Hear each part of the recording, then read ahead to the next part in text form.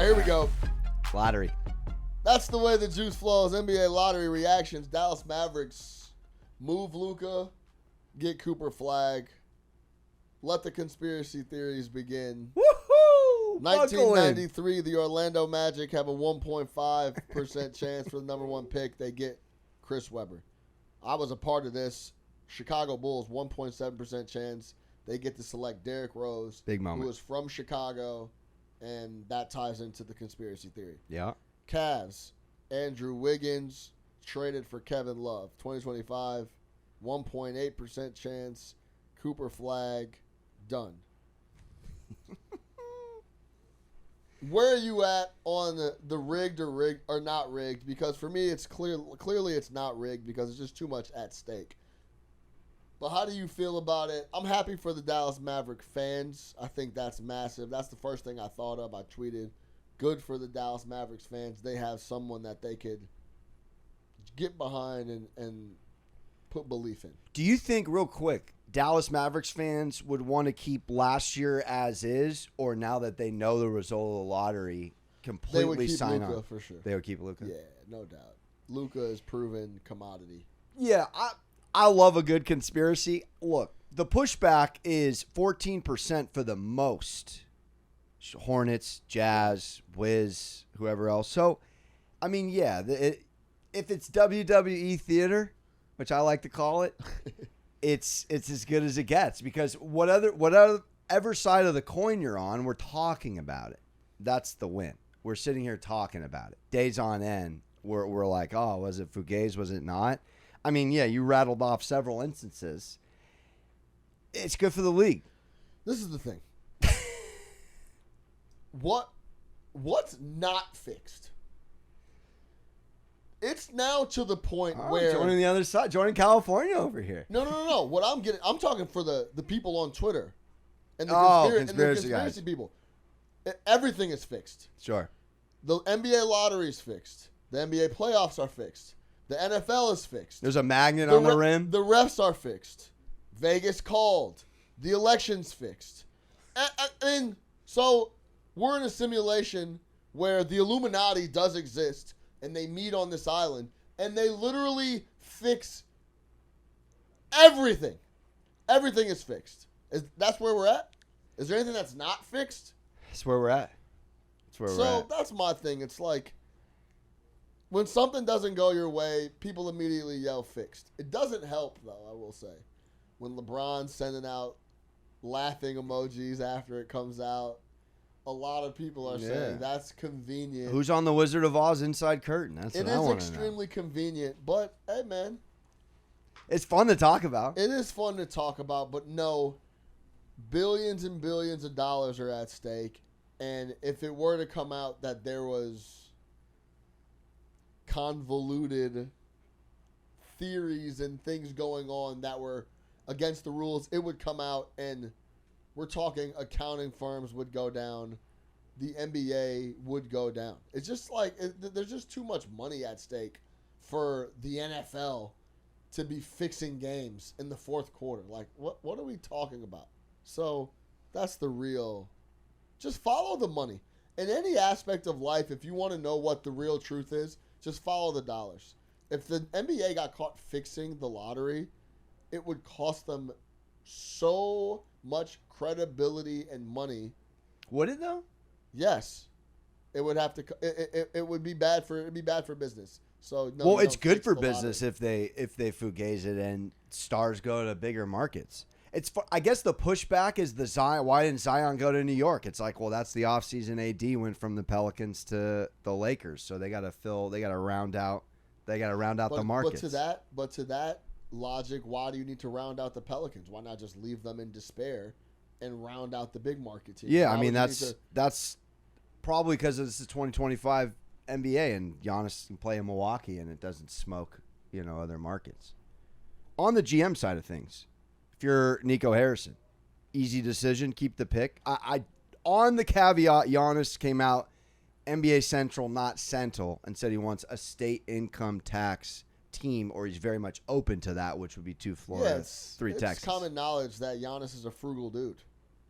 apparently Giannis like empties the water bottles out in the locker room and takes them home, like stuff like that. That's incredible. So I think there's a video of him doing that very thing. There's so, that video of him being like psyched about free shoes. They're not even his size, and he's like, "They're free, whatever. Give me." Like. So Giannis is still God, like, I love it. Forgot he's loaded. That poor kid on the street. That mentality still lives on, which is great.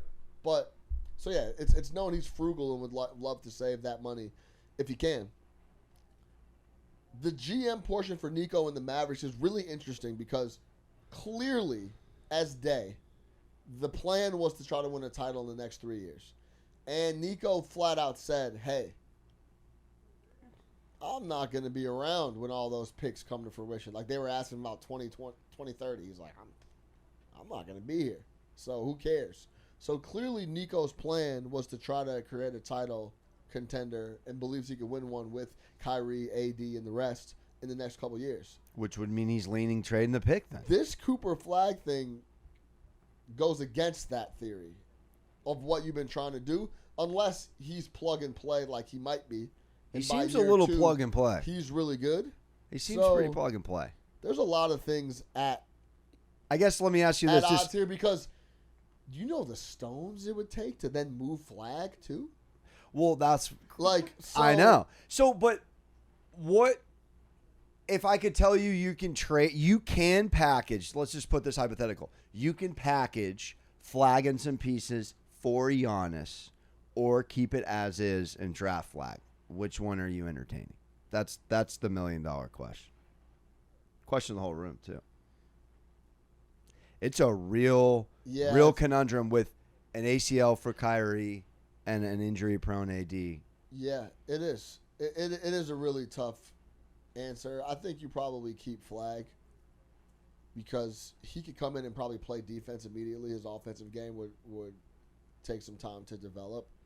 But if you remember, Dumont, the owner, came out and said, I wasn't aware of how Luka was received. How popular he was.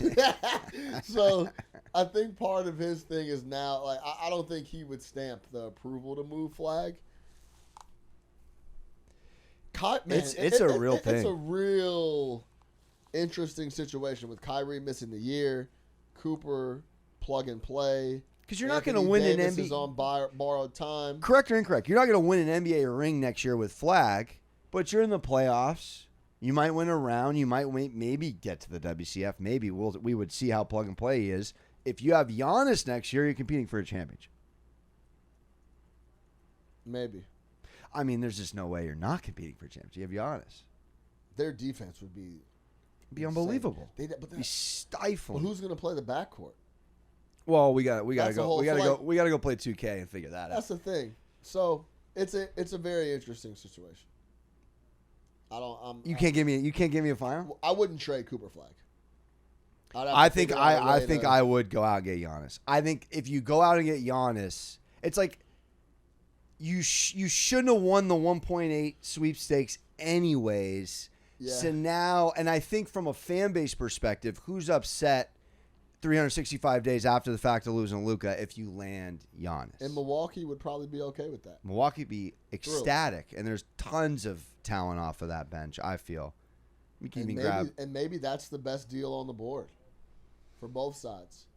Maybe it depends how hardball Milwaukee wants to play. Now, would you be able to, I guess, final thought, keep Kyrie, AD, and Giannis together? You'd have to, right?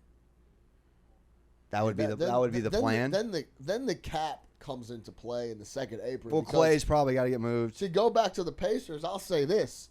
They're ahead of the curve on how you're going to be able to win in the new CBA. You need a bunch of guys that are making a middling money that are really good. Obi Toppin, Neesmith, and Emhart. Turner and Siakam. Yeah. And well, Siakam's making the top money, but yeah. Is he maxed? He got that new deal. He's making a lot. Look up Siakam's deal for me. He's not pushing 50. I bet you he's in the 40s. He's in the 40s. He's in the 40s. In 2027, 28, he gets up to 50 in his contract, but so does Halliburton. Yeah. But everybody else is under 20 this year, right, and the rest of their contracts. Two guys that, but I think but I'm pretty sure by 27, 28, the top dollar is like 65. So like that's silly. So still when it comes down to it, that's quote unquote going to be a better deal than if they're both making an additional 30. One little weird note on this is Nembhard this year he's making $2 million, and unless Basketball Reference is wrong, next year that jumps up to 18 for him. So his contract is way backloaded after this year. I think he just signed a new deal that starts next year. Right. Like, the thing about Tatum, his new $300 million deal, year one starts next year. So like on the couch, that's tough. The Pacers are ahead of the curve with how their rosters are constructed. I think the Knicks are going to have to fill out the rest of this roster with a lot of middling guys. Like Josh is going to have to be okay with the money he's making. So that's interesting. But, yeah, you get Giannis. Excuse me. That's max dollars. That's 55. Yeah. Well, let's 80. So they got a lot of maneuvering to do with the Dallas Mavericks and how they want to go about business. Well, off the lottery, let's come back. Let's talk future of the Eastern Conference on the Juice Bar. Make sure to check out the Juice Bar across all mediums. We're on Apple. We're on Spotify. Sean Little at Chicago Flow. Alex Monaco at Moneyline Monaco. We are rocking every week at MSG Networks. Tune in.